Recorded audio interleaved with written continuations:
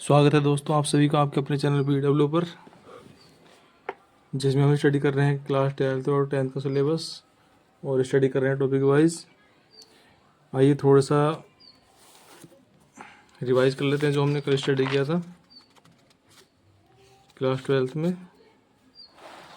और आगे स्टडी करते हैं। इसके बाद देखकर कल हमने क्लास 12th में स्टडी किया है इम्पेरेटिव सेंटेंस को। कल हमने क्लास 12th में स्टडी किया इम्पेरेटिव सेंटेंस, जिसको हमने 3 बेस पर स्टडी किया था। लेकिन इम्पेरेटिव सेंटेंस केवल यहीं तक सीमित नहीं है। इम्पेरेटिव सेंटेंस का एक काइंड और होता है जिसको हम समझते हैं आज के पार्ट में। चलिए समझ लेते हैं उसको। देखिए दोस्तों, चूँकि नरेशन चल रहा है क्लास 12th के लिए, तो नरेशन में हम स्टडी कर रहे हैं इम्पेरेटिव सेंटेंस। आज इसका हम टाइप सेकंड पढ़ेंगे। इसे समझने के लिए हमें सबसे पहले क्या करना होता है, सेंटेंस को पहचानना होता है कि सेंटेंस किस कंडीशन में लिखा हुआ है।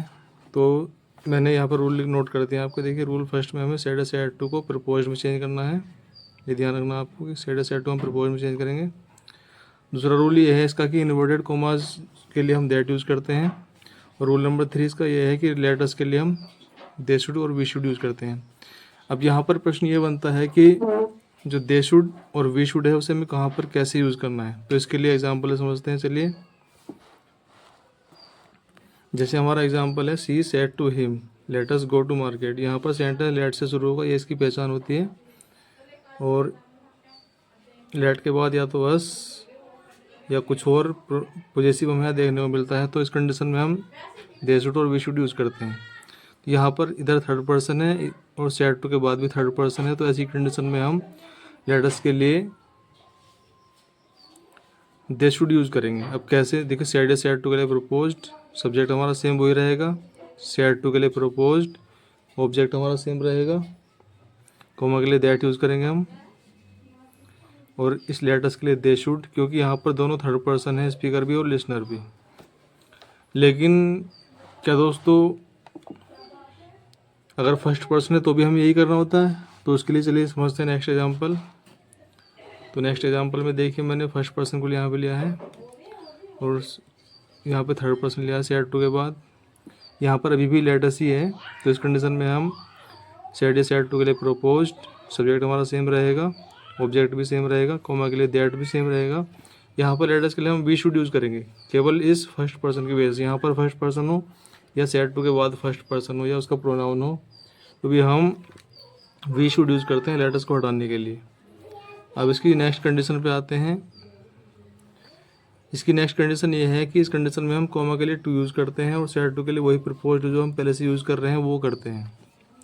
अब कैसे, उसे हम कैसे पहचान सकते हैं कि यहाँ पे हमें टू यूज़ करना है या दैट यूज़ करना है कोमा के लिए। मेन चीज़ कोमा ही है इसमें यहाँ पर। तो लेट के बाद अगर कोई और पॉजेसिव आया है तो उस कंडीशन में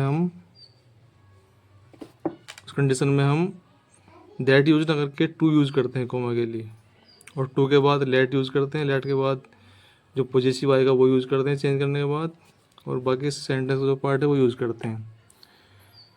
देखिए कैसे, जैसे mother proposed son, mother said to son comma inverted commas let me bring your food. तो मदर प्रपोज्ड सन, यहाँ पर इस कोमा के लिए टू के बाद यही वाला लेट जो लेट है। अब मी को चेंज करा हमने मदर में, तो हर ब्रिंग ऐसे रहेगा, योर को according to son, his food same ऐसे रहेगा। तो आई होप कि आपने इस कॉन्सेप्ट को भी क्लियर कर लिया होगा, और जो कॉन्सेप्ट आपका कल दिया गया था इम्पेरेटिव सेंटेंस का वो भी आपने क्लियर कर लिया होगा। मोस्टली 12th क्लास में यहीं से सेंटेंस पूछे जाते हैं, और ग्रामर में जो पूछा जाता है वो यहीं से, मान लीजिए कि कम से कम second type WH type sentence का स्टार्टिंग होता है पूछना, और यहाँ तक सेंटेंस पहुँच जाते हैं।